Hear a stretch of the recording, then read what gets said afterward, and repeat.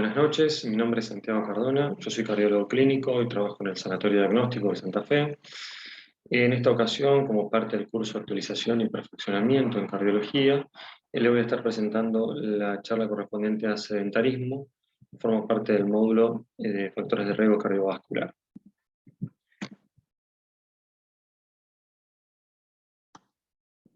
Para comenzar, vamos a repasar algunas definiciones. La OMS define la actividad física como cualquier movimiento corporal que genere un gasto de energía, que incluye actividades de la vida cotidiana como caminar, limpiar el hogar, actividades recreativas o lúdicas como jugar, bailar, actividades deportivas, las que en general se refieren con fines recreativos o no competitivos, y actividades con fines laborales, ya refiriéndose a las realizadas a nivel profesional, competitivo. A su vez, definimos el ejercicio como todo gesto que tiene un formato específico que puede ser planificado, estructurado y repetitivo, y cuyo propósito directo es la mejora o el mantenimiento del estado físico. Mientras que entendemos por deporte a actividades que contienen una estructura específica y un reglamento específico, como por ejemplo tenis, hockey o atletismo, que pueden realizarse en forma recreativa, competitiva y de alto rendimiento.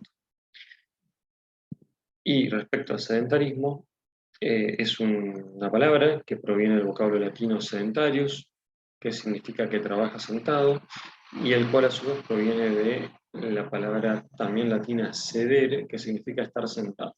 Y lo utilizamos para referirnos a los estilos de vida con poco movimiento. Algunos se refieren al sedentarismo como toda falta de movimiento en las diferentes actividades realizadas en las horas de vigilia y que comportan un nivel bajo de consumo energético. Mientras que inactividad física se refiere a un incumplimiento de los mínimos establecidos por los organismos internacionales en materia de ejercicio físico. Con respecto al sedentarismo, como mencionaba recientemente, es un concepto independiente en actividad física, por lo que en un paciente pueden coexistir niveles altos de actividad física y, a su vez, mucho tiempo dedicado a conductas sedentarias. En ese sentido, la recomendación de modificar el sedentarismo es complementaria a la de realizar actividad física. Para la OMS, el 41,5% de los adultos pasan más de 4 horas sentados por día, y la conducta sedentaria en adolescentes es predictora de síndrome metabólico, obesidad y diabetes tipo 2 en la edad adulta, como lo vamos a ver más adelante. Una encuesta estadounidense sobre salud y nutrición encontró que un adulto aproximadamente duerme en promedio 8,3 horas diarias, realiza actividades moderadas e intensas 0,2 horas diarias, realiza actividades livianas 7,8 horas diarias, y por último, es notable la cantidad de horas por día en promedio que le dedica a actividades sedentarias, que son 7,7 horas diarias. Por otra parte, no solo la cantidad de tiempo sedentario es importante, sino también la forma en que éste se acumula, determinada por cómo transcurren en el tiempo los comportamientos sedentarios y los físicamente activos. El sedentarismo tiene un impacto en el riesgo cardiovascular, y este está determinado por diferentes mecanismos. Algunos de ellos son la resistencia a la insulina, la disfunción vascular y endotelial, la disminución de la captación periférica de glucosa, el exceso de radicales libres, que está íntimamente relacionado con la cascada inflamatoria y un estado de inflamación en general en el organismo y crónico, la hipercoagulabilidad, el aumento de la actividad simpática y la reducción del flujo sanguíneo. Por otra parte, también tiene impacto en la morbimortalidad. En pacientes sedentarios se observa mayor mortalidad cardiovascular y por todas las causas. Algunos estudios han demostrado que adultos que veían televisión por más de 3 horas al día tenían el doble de riesgo de muerte que los que lo hacían menos de 1 hora al día. Y este impacto no se explica solo por el incremento de la masa corporal, sino que el sedentarismo tiene sus propios mecanismos eh, que, que determinan este aumento del riesgo. Vamos a ver un poco ahora el impacto de la actividad física, ¿sí? Desde hace muchísimos años se ha venido estudiando el impacto de la actividad física en la salud. Este es un artículo, por ejemplo, del año 87, eh, que relacionó la actividad física con la incidencia de enfermedad coronaria. Lo que se observó es que el riesgo de desarrollar una enfermedad coronaria es en promedio el doble para las personas con un nivel bajo de ejercicio. También se observó que la mayoría de los estudios demostraron el sedentarismo como un factor independiente de otras variables de riesgo evaluadas, y en el 75% de los estudios se demostró una relación inversa entre intensidad de ejercicio y riesgo, y el efecto protector del ejercicio es similar cuando se compara con la actividad recreativa con la laboral. Este es otro estudio, el InterHeart, publicado en Lancet en el 2004, que evaluó, que se fue realizado en 52 pacientes con 12.000 casos de pacientes con infarto de miocardio, 14.600 controles, donde se demostró el efecto protector de la actividad física regular para el desarrollo del infarto, ¿sí? Este otro estudio, publicado en el año 97, que evaluó el efecto protector de la actividad física en la muerte de causa coronaria y de causa cardiovascular en hombres de mediana edad. Incluyó a 7.000 pacientes entre 47 y 55 años que no tenían enfermedad cardiovascular establecida. Y lo que se observó es en pacientes que realizaban actividad física una menor incidencia de muerte, de riesgo, un menor riesgo de muerte por cualquier causa, y no hubo diferencias de todas maneras en pacientes en lo que respecta a enfermedad coronaria en este estudio. El riesgo, en este caso el riesgo relativo de mortalidad total y cardiovascular, era un 28 o un 30% menor en los pacientes que realizaban actividad física respecto a los sedentarios. A su vez, hasta ahora vimos estudios en hombres, que fueron el foco de estudio durante muchos años, pero también a partir ya del año 99, por ejemplo, en este estudio, se observó que el impacto clínico en mujeres es igual de importante. En este caso, este estudio incluye a más de 72.000 enfermeras con una edad de 40 a 65 años, y se realizó un seguimiento a 8 años, donde se observó una reducción del riesgo de eventos coronarios del 35% en las mujeres activas con respecto a las menopausas, a las sedentarias. Y lo mismo se observó en este estudio del año 97, que evaluó el impacto de la actividad física en mujeres menopáusicas. Reunió 40.000 mujeres menopáusicas, lo que se demostró una relación inversa entre la actividad física y la mortalidad por todas las causas. Y eso era tanto en lo que respecta a la regularidad de la actividad física, a la frecuencia de actividad física moderada, a la frecuencia de actividad física vigorosa, y bueno, eso fundamentalmente. Este estudio es un estudio de seguimiento de profesionales de la salud que incluyó a 44.400 hombres. Fue publicado en el año 2002, donde se confirma la relación inversa que existe entre la actividad física y el riesgo de enfermedad coronaria. Lo que se observó es que el incremento en el volumen e intensidad de los esfuerzos, comparando entre leve a moderado y moderado a alto, se relacionaron con mayor reducción del riesgo, que es lo que podemos ver en estos gráficos.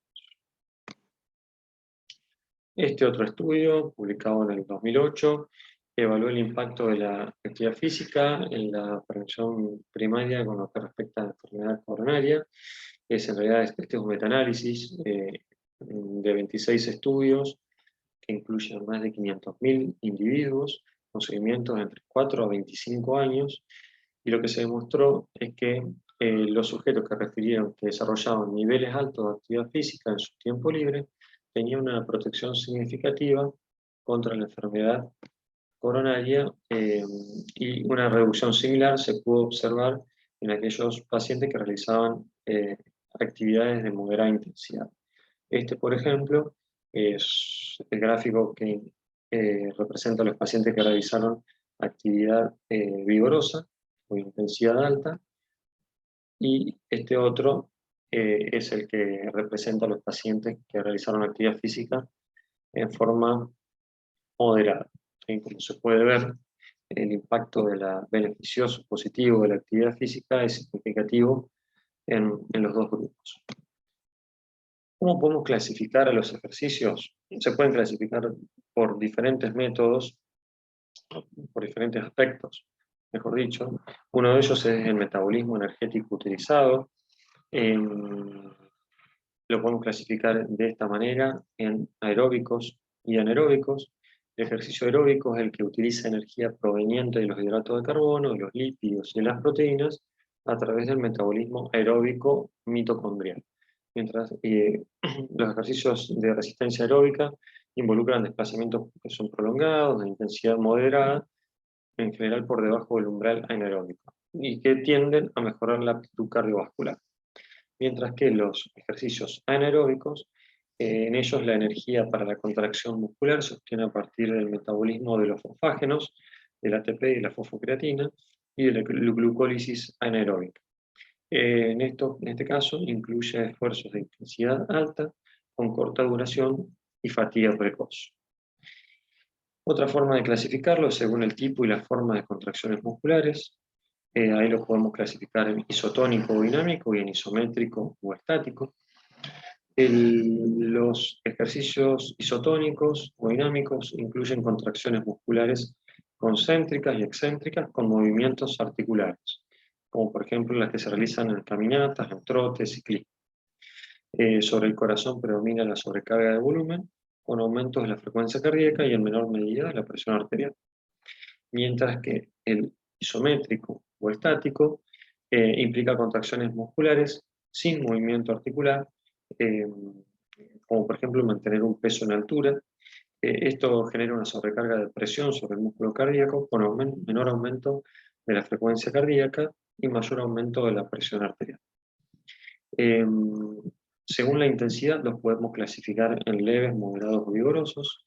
Los leves son aquellos que se utiliza menos del 60% del consumo de oxígeno, máximo individual, o menos de 4 METs, eso es en intensidad absoluta, menos del 60% sería la intensidad relativa, adecuada a cada paciente.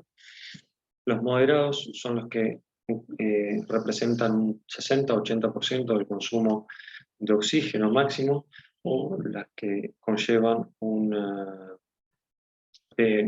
intensidad de 4 a 6 METs, mientras que los vigorosos son los que utilizan más del 80% del consumo máximo de oxígeno, o que son superiores a 6 METs. Por otra parte, los podemos clasificar según el ritmo del ejercicio. De esta manera, en base a este aspecto, los clasificamos en continuos, en intervalados o en intermitentes.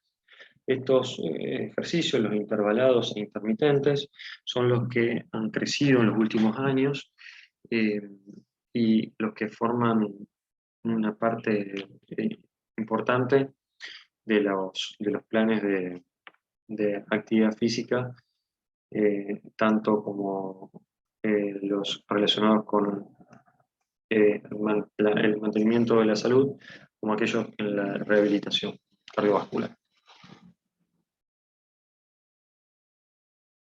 Acá tenemos algunos ejemplos de los diferentes ejercicios en respecto a si son estáticos, bajos, moderado o alto, y a la intensidad, si es baja, intermedia o alta. Por ejemplo, tenemos ejercicios que que tienen un componente estático alto y de intensidad baja, como físico-culturismo, karate, lanzamiento, levantamiento de pesas. eh, y en la otra, en la vereda opuesta, se encuentran los que tienen un bajo componente estático y una intensidad alta, como carreras pedestres, hockey sobre césped, natación, maratón, triatlón. El resto de los deportes se encuentran en Internet. Lo que varía es la intensidad, como decía previamente, la intensidad del ejercicio, evaluada fundamentalmente por el consumo máximo de oxígeno, de acuerdo a las características de cada paciente, y el componente estático. Como recomendaciones generales de la realización de actividad física, la Sociedad Argentina de Cardiología ya hace unos años recomienda, con una recomendación clase 1 nivel de evidencia, la realización de actividad física programada y regular de intensidad moderada, de acuerdo con el perfil individual de la persona, para individuos sin antecedentes cardiovasculares, para promoción de la salud y la prevención de eventos coronarios y muerte. Además, recomienda realizar ejercicios de intensidad moderada, 30 minutos por día, 4 o más días a la semana, o ejercicios de intensidad alta, 20 minutos por día, 3 días por semana, para individuos también sin antecedentes cardiovasculares, para la promoción de la salud y prevención de eventos coronarios y muerte. Con menor nivel de evidencia y una recomendación menos fuerte, recomienda la combinación de ejercicios de intensidad moderada y alta en cada sesión, y ejercicios de sobrecarga muscular 2 veces por semana para individuos sin antecedentes cardiovasculares. Ahora vamos a hablar un poco del impacto del ejercicio en la prevención y en el tratamiento de diferentes factores de riesgo aterogénicos. Vamos a comenzar en la relación de ejercicio con diabetes. En los pacientes diabéticos que realizan ejercicio, lo que se puede observar es un mayor consumo de glucosa a nivel muscular, con liberación de hidratos de carbono para combustible, aumento del transporte de glucosa plasmática, aceleración del transporte intracelular de glucosa, que está mediado por los transportadores GLUT4, se observa mayor depresión del glucógeno muscular, reducción de hasta un 35% del riesgo de desarrollar diabetes tipo 2 en personas activas y disminución de la aparición de complicaciones en pacientes diabéticos que son sometidos a planes de ejercicio físico. En ese sentido, la Sociedad Europea de Cardiología hace 2 años, en sus recomendaciones para pacientes diabéticos, recomienda la actividad física moderada vigorosa en una combinación de actividad aeróbica con resistencia por al menos 150 minutos a la semana eh, para la prevención y para el control de la diabetes tipo 2. Con respecto a la relación entre ejercicio y lípidos, lo que se observa es un aumento de la lipoproteína lipasa, lo que conlleva un descenso en la lipasa hepática y un descenso de los triglicéridos. Se observa el descenso de la lipasa hepática ocasiona también un descenso del LDL y el aumento del HDL. El aumento de la licitin colesterol aciltransferasa, la LCAT, que provoca un aumento de los niveles de HDL2, que es ateroprotector. También se observa un aumento de la adiponectina, que conduce a una disminución del colesterol LDL, y lo que se observa con la actividad física de intensidad leve, una disminución de los triglicéridos, aunque si uno quisiera lograr un aumento del HDL, debería realizar una actividad física de intensidad alta. También la Sociedad Europea de Cardiología, en la guía de dislipemia del 2019, recomienda como cambio en los estilos de vida la actividad física que debería incluir 3 horas y media a 7 horas por semana de intensidad moderadamente vigorosa, de actividad física de intensidad moderadamente vigorosa, o una duración de 30 a 60 minutos la mayoría de los días. Con respecto a ejercicio de hipertensión arterial, lo que se observa es que la actividad física regular en normotensos reduce el riesgo de desarrollar hipertensión en un 35 a un 70%. Se han observado descensos significativos de la actividad en hipertensos en diferentes estudios aleatorizados controlados. Se ha observado también una disminución de la resistencia periférica, disminución de la actividad simpática y un aumento del tono vagal, niveles menores de catecolaminas plasmáticas en reposo y en respuesta a esfuerzos submáximos. Se observa también mejoría de la función endotelial y disminución de la respuesta a los vasoconstrictores endotelina 1 y noradrenalina. La Sociedad Europea de Cardiología, en la guía de hipertensión del 2018, recomienda actividad física aeróbica regular de al menos 30 minutos de una actividad dinámica moderada de 5 a 7 días a la semana. Por otra parte, en su relación con el síndrome metabólico, estudios han demostrado una relación inversa entre la aptitud física y la presencia de componentes del síndrome metabólico. En un estudio de 8.500 pacientes entre 20 y 75 años se detectaron incrementos del riesgo relativo del 60 al 85% para desarrollo del síndrome metabólico en los individuos con baja capacidad funcional y escasa fuerza muscular. Se ha demostrado además los beneficios de los programas de ejercicios aeróbicos asociados con la sobrecarga muscular en poblaciones de adolescentes obesos. La Sociedad Argentina de Cardiología recomienda la realización de ejercicios físicos aeróbicos de intensidad moderada, 30 minutos o más por sesión, por al menos 4 días a la semana, asociada con actividades de sobrecarga muscular 2 días a la semana en pacientes con síndrome metabólico. Y con una menor fuerza de recomendación, recomienda la realización de actividades de ejercicios físicos aeróbicos de intensidad y duración bajas en pacientes con síndrome metabólico para colaborar con la resolución. Con respecto a obesidad, el ejercicio ayuda al descenso de peso corporal, así como la relación del porcentaje graso con aumentos o mantenimiento de la masa magra. La frecuencia y la duración de las sesiones de ejercicio están relacionadas con el proceso de modificación de la composición corporal y su mantenimiento en el tiempo. Los individuos obesos que realizan actividad física tienen una mortalidad un 30% menor con respecto a los pares sedentarios, y al comparar obesos entrenados con sedentarios delgados, esta relación se mantiene. Los ejercicios de elección son los dinámicos, que emplean amplios territorios musculares y se realizan con metabolismo predominantemente aeróbico. También la Sociedad Argentina de Cardiología recomienda la realización de ejercicio físico, dinámico, intensidad moderada y volúmenes elevados, superiores a 250 minutos por semana, asociados con la restricción calórica para la pérdida de peso. También se recomienda la realización de ejercicios físicos, dinámicos, de intensidad moderada y volúmenes elevados para la prevención de enfermedad coronaria en pacientes obesos. También el ejercicio tiene afectación de los factores o incidencia sobre los factores psicosociales. Se ha observado una disminución de la mortalidad en pacientes con enfermedad coronaria con niveles altos de estrés psicosocial sometidos a entrenamiento físico con respecto a los sedentarios.